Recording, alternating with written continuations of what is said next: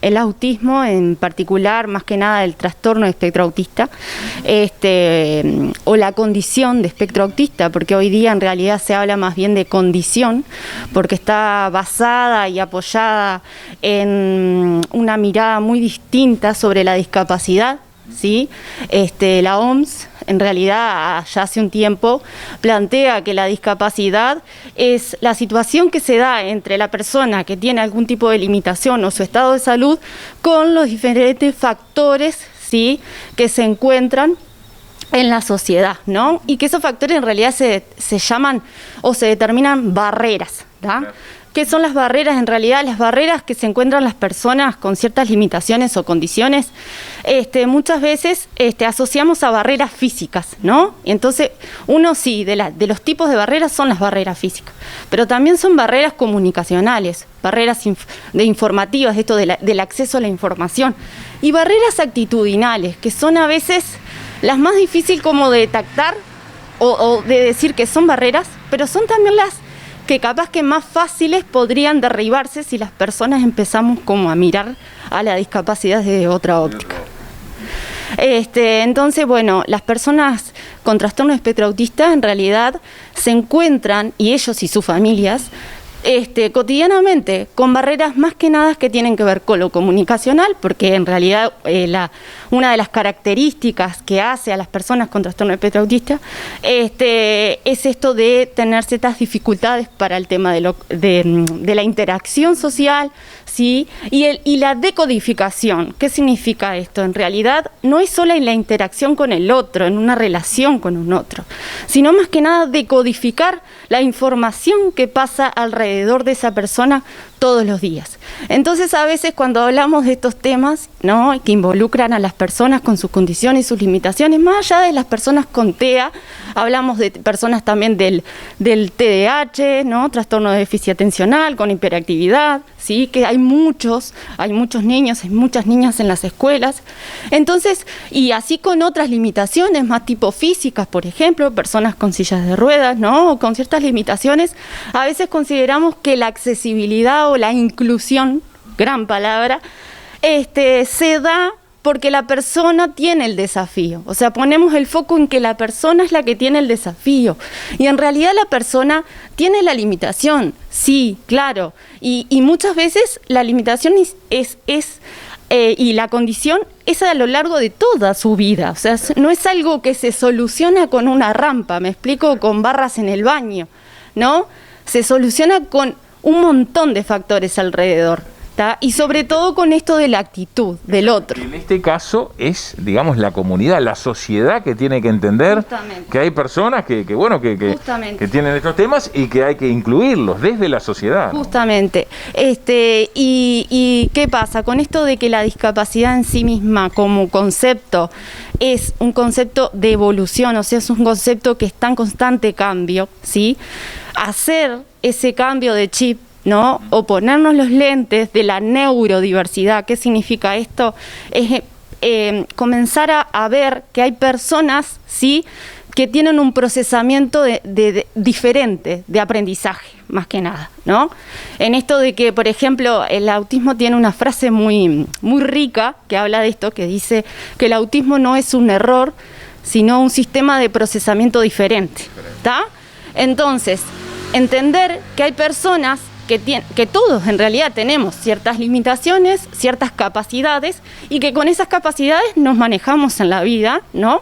Y que en realidad las personas el mayor común que vemos, ¿no?, capaz que no tenemos tanta dificultad para adaptarnos a nuevas situaciones o a situaciones que nos generen estrés o nos generen nervios. Entonces tenemos como canales como para autorregularnos, ¿me explico? Tenemos como formas, ¿no?, de bajar el estrés. Nos comemos las uñas, nos quitamos el pelo, nos movemos las piernas, ¿verdad? Nos tomamos un té, no sé, buscamos formas como canalizar esos nervios. En cambio, las personas con trastorno de espectro autista es una de las limitaciones más grandes que tienen. Y eso se tiene que trabajar con ellos, así como el tema de la comunicación, así como el tema de la integración. Pero hay otras cosas que de parte de ellos, por más trabajadas, no es tan fácil, que es esto de la inclusión. Y cuando hablamos de inclusión educativa, hablamos de inclusión social, de una persona que pueda ir a un supermercado y entender que hay cosas que capaz que no solo necesita de los carteles, necesita de ciertas imágenes, necesita de un tema de los ruidos, es otro tema que genera mucho estrés en ellos, la cantidad de personas moviéndose y gritando al mismo momento. Imagínate que ellos tienen un tema neuronal que hace que muchas veces muchos de los estímulos en conjunto, cuando se suman, hacen que estén como más nerviosos, y eso hace que tengan ciertas conductas que las personas muchas veces, los neurotípicos, entre comillas, catalogamos como raras. ¿Se entiende? El aleteo, esto de moverse constantemente, el gritar muchas veces, o hacer ciertos gemidos o ciertos ruidos. Y ahí empieza esto de las barreras actitudinales, ¿se entiende? De ver al otro como raro y no entender que a veces tiene un procesamiento diferente. Creo que también este tipo de información, ¿no? Nos instruye a todos como sociedad de tener en cuenta este tipo de cosas, ¿no? Y demás, y de saber si en el entorno hay una persona con TEA, poder cambiar también, porque es la forma de poder incluirlos. Aquí en Libertad, se ha hecho una intervención, sabemos que ha habido eco, digamos, con el tema también, ¿no? Sí, la verdad que agradezco muchísimo, a la gente de la Junta que se acercó, Fernanda Castro particularmente fue la que se acercó, ella es maestra, también le ha tocado situaciones, ¿no? Con chicos con TEA, este año creo que también algo me comentó, y también con el reconocimiento de saber que es necesario acercarse a las herramientas, ¿no? Para poder saber y cómo y de qué manera, ¿no? Actuar cuando tengo una situación con una persona con TEA. Y pasa que a veces, nos pasa todo, ¿no? Actuamos sobre la emergencia, tenemos la situación y salimos como corriendo desesperados a ver qué podemos hacer. Y a veces, en esto de la educación, yo soy educadora social y creo que me encuentro en situaciones constantes de estas, de reconocer que capaz que no tenemos que esperar a que nos toque esa situación, ¿no? Porque capaz que no nos toca en el aula, pero nos toca en la vida, vamos a un cine, vamos a un shopping, vamos, a una plaza, y encontramos una situación. Entonces, esto de que hay ciertos elementos donde podemos contribuir. No tenemos que salir a hacer la formación, ¿no? Pero sí hay ciertos elementos como personas de la vida que podemos contribuir en la vida del otro. ¿Tá? Y hay algo que también en esto del mes de abril, cada mes de abril, el 2 de abril particularmente es el día de la concientización mundial, cada abril siempre hay como un mensaje particular, ¿no? Como una frase. En realidad, año a año se ha intentado como esto de ir viendo sobre las barreras, sobre todo como que te contaba, ¿no? Identificando las barreras, poniéndolas en voz, pero sobre todo en esto de la neurodiversidad, que era lo que hoy te decía, ¿tá? Poder empezar a entender que no todos, porque tener una forma de entender las cosas nos hace mejores o peores, sino que tenemos todos derecho a educarnos, derecho a la enseñanza, derecho a transitar por espacios públicos sin tener que depender tanto de los otros, ¿entiendes?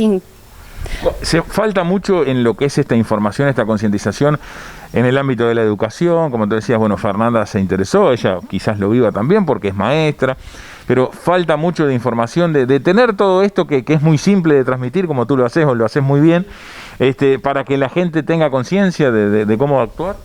Sí, en realidad falta muchísimo. Y más que nada, a veces nos paramos, y en otros temas también de lo social, ¿no? Cuando hablamos de diversidad sexual, cuando hablamos de género, todos los temas de derecho, por así decirlo, ¿no? Siempre consideramos que no, pero ya estamos como más, ¿no?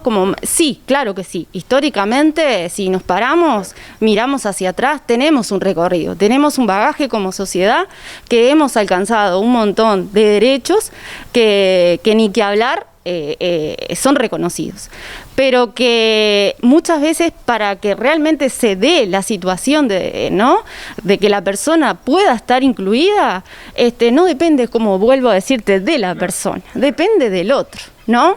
O sea, hoy día en el TEA específicamente, hay muchas situaciones en las que sí están escolarizados. Y cuando hablamos de escolarizados, decimos en escuelas comunes, por así decirlo, ¿no? Porque esto de la escuela especial y la escuela común también es un concepto que se está como trabajando mundialmente y ya en otros países, porque en América Latina siempre como venimos un poco de atrás en este tema, ¿no? Y sobre todo en la práctica de los temas, porque tenemos mucho la concepción y la teoría, pero en la práctica vemos otra cosa. Entonces, vemos que la inclusión en realidad se da porque está integrado, y esa es la diferencia.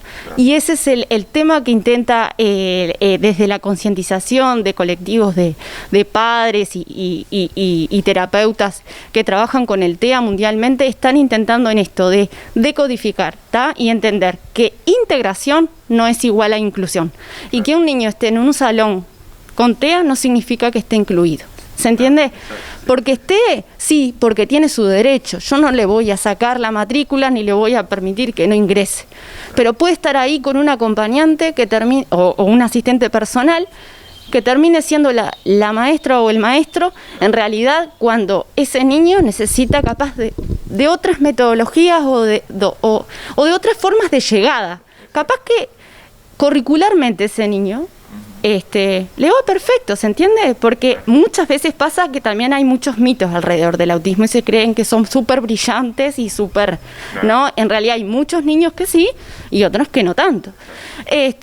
Pero cuando vemos que hay niños que en realidad funcionalmente andan muy bien y curricularmente también, capaz que el tema de él justamente es la integración con sus pares. Exacto. Y entender que capaz que no se necesita de ciertos pictogramas, que son imágenes que puedan determinar momentos, o entender que ese niño capaz que se pueda estresar porque todos gritan a la vez, o porque, no sé, porque hay una circunstancia o, no sé, una arañita allí que capaz que a nadie le da miedo, pero ese niño tiene un tema de los miedos como súper a flor de piel y le da miedo y necesita salir del salón, o se va a andar moviendo un poco más que el resto, ¿se entiende? Son cositas que son importantes y que ahí la inclusión se puede dar si ese adulto también se acerca a esa información o esa institución se hace abierta a poder entender que hay que hablar de estos temas, no hay que verlos de una óptica de que todos somos iguales, y porque todos somos iguales, a veces el todos somos iguales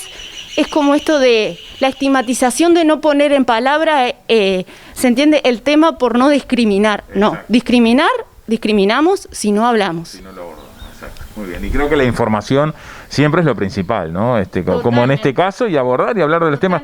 Hay tantos otros temas, ¿no?, que por mucho tiempo se invisibilizaban y en realidad, bueno, hay que ponerlo sobre la mesa. Totalmente, es eso. Entender que las personas con condiciones determinadas, sí, como en el caso de los TEA, hay que reconocerlas porque tienen un proceso que es necesario, esto de la atención temprana, que significa que sí, que hay conductas que empezamos a ver como padres y es muy necesario esto de las conductas o los síntomas que se les llaman, ¿sí?, de alerta, que se les llaman, que son como... Es importante, ¿no?, sí, para quizás que tengan en cuenta. Es muy importante. Hay una serie de síntomas de alerta que es importante que, más que nada, la gente de la educación de la primera infancia, ¿sí?, o técnicos de la primera infancia, pediatras, bueno, varios, ¿no?, dentro de la gama de la salud y la educación, sepan de estas conductas, porque a veces los padres, ¿qué pasa con los padres? Tendemos a minimizar la situación por el miedo a todo lo que se venga. Entonces, a veces el de afuera te puede dar una mano, no para ponerte en la situación de decirte, bueno, sacudirte, decirte, ¿qué pasa? Sino porque la atención temprana, que muchas veces es esto, bueno, un afono, un psicomotricista, que son los primeros técnicos que se empiezan como a acercar a la situación, una consulta con una psiquiatra, una consulta con una neuropediatra, nunca va a estar de más, Porque lo que tiene el TEA, a distinto de otras cosas, no es una enfermedad, no se cura. ¿Qué significa? Son conductas que se trabajan y la estimulación de ese niño en realidad es estimularlo y va a ampliar mayormente su desarrollo y su conocimiento, no le va a estar de más. Eso es importante, ¿no? Con el tratamiento adecuado, o sea, logran una integración prácticamente normal. Sí, sabemos que sí, que hay casos en el TEA, como también lo hay en otras, que los apoyos y los tratamientos son fundamentales, pero hay casos que, claro, que necesitan un gran apoyo cuando hablamos de TEA, que no tienen un habla, por ejemplo, ¿no? Que hay, o sea, muchas veces se habla de grados en realidad, o de tipos, tipo Asperger o no. Hoy día ya no se habla ni de Asperger ni de autismo, ¿se entiende? Ni autistas, eso es algo que tampoco se habla, porque tampoco es como decir, es Down, ¿se entiende? No, tiene un síndrome de Down, tiene un trastorno espectro autista. O sea, son palabras que vos decís, ay, ¿qué cosa esto del lenguaje y por qué tan quisquillosa la gente? No, porque tiene un concepto atrás de derecho. Es un sujeto de derecho, es una persona, primero. Después viene su condición, no importa cuál. Porque el que es miope, ¿se entiende? O el que... Entonces, si hablamos de condiciones, todos tenemos condiciones, ¿está?